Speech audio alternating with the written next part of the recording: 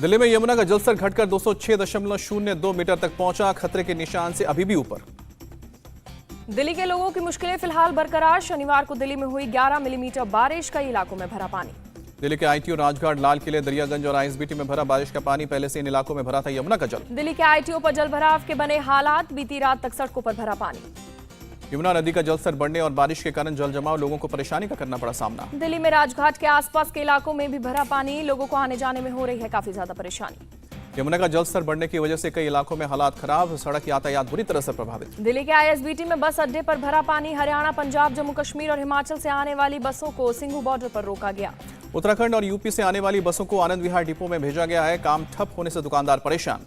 दिल्ली के मयूर विहार इलाके में राहत शिविर में रात गुजार रहे हैं लोग। यमुना के आसपास रहने वाले लोगों ने किया आसरा। प्रशासन ने राहत शिविर में लोगों के रहने के लिए इंतजाम किए, खाने पीने की भी व्यवस्था की गई है। सौरभ भारद्वाज को मयूर विहार 1 के रिलीफ कैंप में करना पड़ा विरोध का सामना। हालात का जायजा लेने पहुंचे सौरभ का बीजेपी कार्यकर्ताओं ने किया विरोध। यमुना के आईटीओ बैराज में 4 गेट अभी तक नहीं खुले हैं। सेना की इंजीनियरिंग विंग गेट को खोलने में जुटी है। अभी तक 1 गेट को खोलने में मिली है कामयाबी। मुंबई से नेवी की एक टीम दिल्ली पहुंची। आज फिर की जाएगी 4 गेट को खोलने की कोशिश। हरियाणा के सीएम मनोहर लाल खट्टर ने आईटीओ बैराज के गेट नहीं खुलने पर बनाई फैक्ट फाइंडिंग कमेटी। 48 घंटे में सभी पहलुओं पर जांच के आदेश। पीएम मोदी ने विदेश दौरे से लौटने के बाद की एलजी सक्सेना से बातचीत। दिल्ली में बाढ़ के हालात और राहत के उपायों की ली जानकारी। बाढ़ के हालात पर केजरीवाल ने की है अपनी कैबिनेट की मीटिंग। सभी 6 मंत्रियों को अलग अलग इलाके की जिम्मेदारी दी गई है। गोपाल राय को शादरा, सौरभ भारद्वाज को पूर्वी दिल्ली और आतिशी को उत्तर पूर्वी की जिम्मेदारी, जबकि कैलाश गहलोत को दक्षिण पूर्वी दिल्ली का जिम्मा मिला। केजरीवाल ने इमरान हुसैन को सेंट्रल दिल्ली में राहत की जिम्मेदारी सौंपी है। राजकुमार आनंद उत्तरी दिल्ली में संभालेंगे राहत शिविरों की जिम्मेदारी। बाढ़ प्रभावितों के लिए दिल्ली में बनाए गए हैं 44 रिलीफ कैंप्स। अब तक 25 से ज्यादा लोगों को रेस्क्यू। दिल्ली की मंत्री आतिशी ने चीफ सेक्रेटरी को लिखा लेटर, रिलीफ कैंप में व्यवस्था सुधारने को कहा। दिल्ली के राजघाट इलाके में एलजी सक्सेना का दौरा, बाढ़ के हालात का लिया जायजा।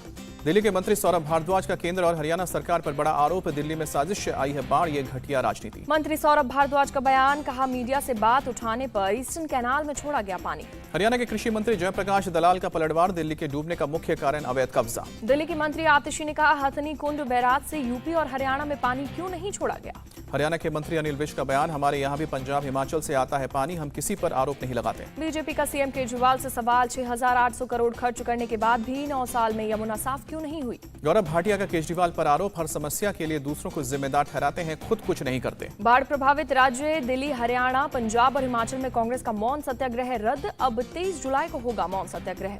दिल्ली में यमुना के जलस्तर में धीरे धीरे कमी, मजनू का टीला से कश्मीरी गेट तक सड़क की हालात में दिख रहा है सुधार। दिल्ली के द्वारका में निर्माणाधीन गोल्फ कोर्स में पानी के गड्ढे में डूबकर 3 युवकों की मौत। शनिवार की रात करीब 8 बजे मिली हादसे की जानकारी। पुलिस के मुताबिक कुतुब विहार के तीनों युवक सेक्टर 19 से फुटबॉल खेलकर लौट रहे थे। गड्ढे में नहाने के लिए उतरे और डूब गए। पुलिस ने तीनों युवकों का शव किया बरामद। तीनों की उम्र 20 से 25 साल। गोल्फ कोर्स में दीवार फांद कर घुसे थे 4 युवक। दिल्ली से सटे गाजियाबाद में यमुना का तटबंध टूटने से हालात हुए बेकाबू, 200 से ज्यादा फैक्ट्री करनी पड़ी है बंद।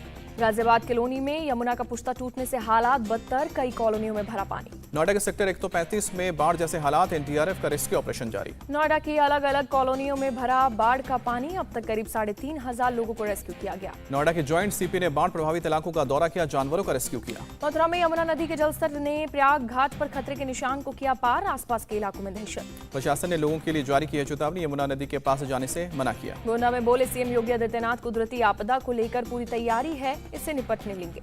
उत्तराखंड में अभी मूसलाधार बारिश का खतरा बरकरार, हरिद्वार, देहरादून और टिहरी में आज बारिश का रेड अलर्ट। राज्य सरकार ने सभी जिला अधिकारी को सावधानी बरतने का दिया निर्देश। स्कूल और कॉलेजों में छुट्टी का किया गया ऐलान। सरकार ने सैलानियों से सावधानी बरतने की अपील की है, कई रूट्स पर आवाजाही बंद। उत्तराखंड में बाढ़ बारिश पर बोले सीएम पुष्कर सिंह धामी, लोगों को राहत पहुंचाने में जुटी सरकार। उत्तराखंड के चमोली में आर्मी ने बनाया सस्पेंशन ब्रिज, पुल बह जाने से लोगों को हो रही थी दिक्कत। देहरादून में एसडीआरएफ का रेस्क्यू ऑपरेशन, 4 धाम यात्रा के दौरान फंसे लोगों को निकाला गया। चमोली के पीपल कोटी के पागल नाला के पास लैंडस्लाइड, बद्रीनाथ हाईवे पर ट्रैफिक बंद हुआ। पिथौरागढ़ में धारचूला लिपू लेक मार्ग पर कई जगह मलबा गिरा, 5 से 6 स्थानों पर सड़क बंद। यमुनोत्री राजमार्ग 123 पर चामी के पास लैंडस्लाइड, सड़क बंद होने से दोनों तरफ कई गाड़ियां फंसी। हिमाचल प्रदेश के 10 जिलों में भारी बारिश का ऑरेंज अलर्ट, लोगों को नदी नालों से दूर रहने की एडवाइजरी जारी। हिमाचल के शिमला, सोलन, कुल्लू और कांगड़ा में अगले 4 से 5 दिन भारी बारिश का अनुमान, लैंडस्लाइड की भी चेतावनी दी गई। हिमाचल प्रदेश के मनाली में सुबह हुई बारिश, तापमान में आई गिरावट। हिमाचल के सीएम सुखविंदर सिंह सिक्खू ने केंद्र से मदद नहीं मिलने का लगाया आरोप, कहा कि 8,000 करोड़ से ज्यादा का नुकसान हुआ। पूर्व सीएम जयराम ठाकुर ने सीएम सुक्खू को दिया जवाब, कहा केंद्र से जो 380 करोड़ की मदद मिली है उसे तुरंत राहत में लगाना चाहिए। कुल्लू में बारिश और बाढ़ में मारे गए 24 लोगों के शव बरामद किए गए हैं। श्रीखंड यात्रा के रास्ते में मिले 8 लोगों के शव, नदियों का जलस्तर कम होने पर और शव मिलने की आशंका। हिमाचल के गवर्नर शिव प्रताप शुक्ला ने बाढ़ प्रभावित इलाकों का दौरा किया, पंचकत्र महादेव मंदिर में पहुंचे। हिमाचल के मणिकर्ण घाटी में बाढ़ से तबाही, लोक निर्माण मंत्री विक्रमादित्य सिंह ने लिया जायजा। जायजा लेने के बाद बोले विक्रमादित्य सिंह, कसौल में फंसे लोगों को निकाला गया है, रोड किया जा रहा है रिपेयर। मनाली में कुकिंग गैस एजेंसी पर उमड़ी भीड़, सड़कें टूटने से नहीं हो पा रही है होम डिलीवरी। पंजाब के संगरूर में घाघर नदी का टूटा तटबंध, पानी की धारा से नेशनल हाईवे 52 को नुकसान पहुंचा। नेशनल हाईवे 52 पर रोकी गई आवाजाही, पंजाब के कई अहम इलाके को दिल्ली से जोड़ता है हाईवे। पंजाब के मानसा में घाघर नदी पर बना चंदपुरा बांध टूटा, कई गांव में पानी भरा। प्रशासन ने गांव के लोगों को निकालना शुरू किया, तलवंडी के कई गांव में भी पानी भरने का खतरा। पंजाब के सीएम मान बाल बाल बचे, गिदरपंडी गांव में उनके नाव का बिगड़ा संतुलन। एमपी के सागर में लगातार बारिश, कई इलाकों में बाढ़ जैसे हालात, कलेक्टर ने स्कूलों में की छुट्टी। सागर के शागड़ में नदी के पास बाढ़ में फंसा एक शख्स एनडीआरएफ ने रेस्क्यू किया। महाराष्ट्र के भंडारा में चुलबंद नदी में बढ़ा पानी, नाव से नदी पार कर रहे हैं स्कूल बच्चे। बिहार के अररिया में परमान नदी पर उफान, पीपरा के पास टूटा तटबंध, कई गांव में पानी घुसा। ओडिशा के भुवनेश्वर में भारी बारिश, लिंगराज मंदिर के पास रथ रोड पर भरा पानी। असम में बोंगाई गांव के बसबारी क्षेत्र में नदी के कटाव से बाढ़, ग्रामीणों की परेशानी बढ़ी। भूटान सरकार के डैम से पानी छोड़ने पर असम की बेकी नदी में उफान, प्रशासन अलर्ट। जम्मू कश्मीर के उधमपुर की एक नदी में फंसे 2 लोग सुरक्षा बलों और एसडीआरएफ की टीम ने बचाया। मेरठ के भावनपुर में बड़ा हादसा, बिजली का करंट लगने से 6 कांवड़ियों की मौत हो गई। कांवड़ियों की गाड़ी पर लगे डीजे के 11,000 वोल्ट के लाइन से टकराने पर हादसा हुआ, जलने से मौके पर ही 5 कांवड़ियों की मौत। एक कांवड़िए की इलाज के दौरान मौत, 20 और कांवड़िए झुलसे। जलाभिषेक से लौटते वक्त बिजली की तार से टकराया, गाड़ी पर रखा डीजे।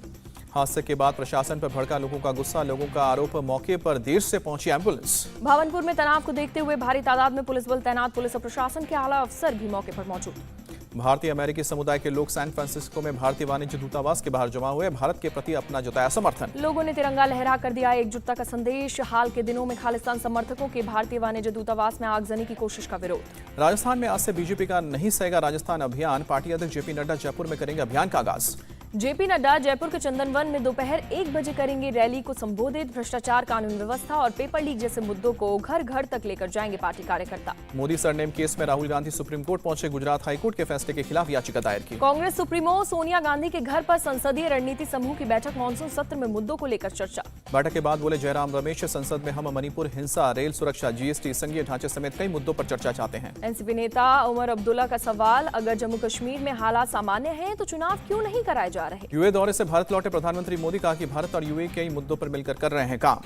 राष्ट्रपति शेख मोहम्मद बिन जायद अल नहयान के साथ पीएम मोदी की मीटिंग, कई द्विपक्षीय मुद्दों पर चर्चा। बुर्ज खलीफा पर तिरंगा और पीएम मोदी की तस्वीरें, लिखा welcome honourable prime minister Narendra Modi. RBI और यूएई के सेंट्रल बैंक ने 2 एमओयू पर किया साइन, स्थानीय मुद्राओं में लेन देन पर बनी सहमति।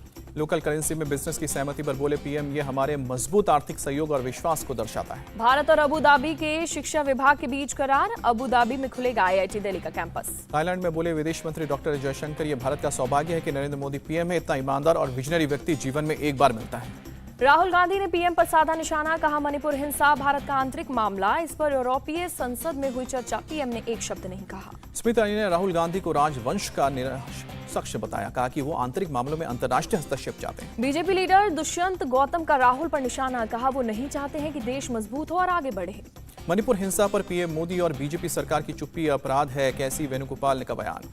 नोएडा के सेक्टर 144 में एक्सप्रेसवे पर एक वाहन में लगी आग, काफी मशक्कत के बाद बुझाया गया। गाड़ी में पशु का भरा चारा था, आग लगने की वजह से खुलासा हुआ। दिल्ली के कनॉट प्लेस में डीसीएम बिल्डिंग में लगी भीषण आग, इमारत की 9वीं मंजिल पर भड़की आग। सूचना मिलते ही मौके पर पहुंची दमकल की टीम बड़ी मशक्कत के बाद काबू पाया। हादसे में किसी के घायल होने की खबर नहीं, आग लगने की वजहों की जांच जारी। बरेली में एक युवक को 3 अज्ञात बदमाशों ने गोली मारी, युवक को पहुंचाया गया अस्पताल, डॉक्टर ने मृत घोषित किया। पुलिस ने एक आरोपी को मौके से किया गिरफ्तार, 2 आरोपी की हुई पहचान, जल्द गिरफ्तारी का दावा। लखनऊ में एनसीसीएफ की बड़ी पहल, 90 रुपए प्रति किलो टमाटर उपलब्ध कराया जा रहा है। एनसीसीएफ के अधिकारी ने बताया 11 वैन के जरिए 90 रुपए प्रति किलो टमाटर दिया जा रहा है, एक शख्स 2 किलो टमाटर खरीद सकता है। पटना में बाइकर गर्ल का वीडियो वायरल हुआ, सड़क पर किया हैरतअंगेज स्टंट का वीडियो बनाकर हंटर क्वीन नाम से इंस्टाग्राम पर करती हैं अपलोड, एसपी ने कहा जांच के बाद होगी कार्रवाई। हैदराबाद में रॉबरी गैंग का पर्दाफाश हुआ, एटीएम से पैसे निकाल रहे शख्स को लूटा। सीसीटीवी फुटेज में 2 लुटेरे एटीएम से पैसे निकालते हुए शख्स को लूटते हुए नजर आए। एक लुटेरे ने मास्क और दूसरे ने हेलमेट से चेहरा छुपाया। सीसीटीवी वीडियो सामने आने पर पुलिस ने की कार्रवाई, 4 लुटेरों को गिरफ्तार किया। हेट स्पीच मामले में आजम खान को 2 साल की सजा 2019 में दर्ज हुआ था केस। हरदोई के शाबाद कोतवाली हाजिरी देने पहुंचे 82 हिस्ट्री शीटर अपराधी अपराध न करने की खाई कसम। जालौन के उरई में सिलेंडर ब्लास्ट, 7 लोग झुलसे, 3 की मौत।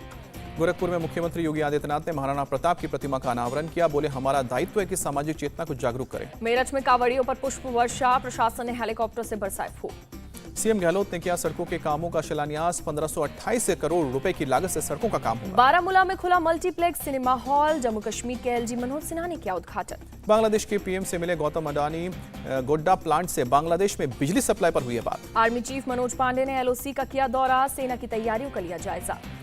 ऊनो नेशनल पार्क में चीते की मौत पर बोले केंद्रीय मंत्री भूपेंद्र यादव, हम एक्सपर्ट से कर रहे हैं बात, चीतों को बचाया जाएगा। इजराइल के पीएम नेतन्याहू की बिगड़ी तबीयत, बेहोशी की हालत में तेल अवीव के शिवा अस्पताल में लाए गए। 73 साल के पीएम नेतन्याहू की हालत खतरे से बाहर, फिलहाल डॉक्टर्स की निगरानी में रखे गए हैं। यूक्रेन ने रूसी सेना पर किया बड़ा हमला, खेरसोन के रूसी कब्जे वाले निप्रो में किया अटैक।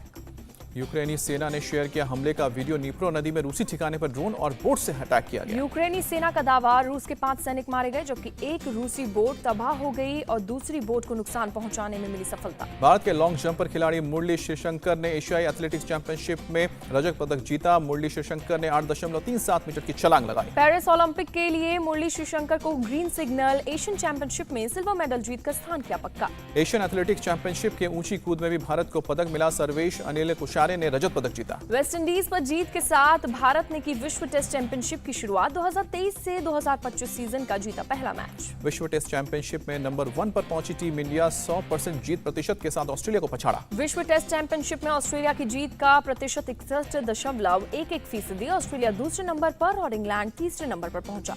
यशस्वी जायसवाल के बैटिंग की कैप्टन रोहित शर्मा ने तारीफ की, कहा कि यशस्वी एक प्रतिभाशाली खिलाड़ी हैं, वो शीर्ष तक जाएंगे। वेस्ट इंडीज के कप्तान क्रेग ब्रैथवेट ने हार के लिए बल्लेबाजों को ठहराया जिम्मेदार, कहा मैंने भी रन नहीं बनाया।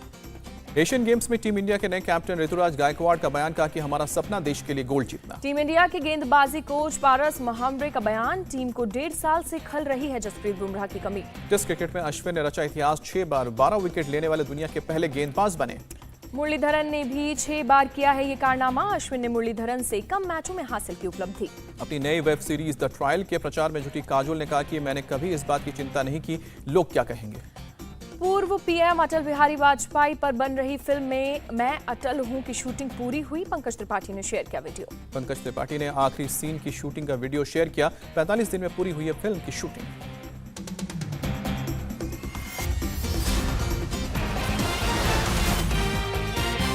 इंडिया टीवी हर वक्त हर जगह डाउनलोड करने के लिए सर्च करें India TV news Google play store या ऐप स्टोर पर।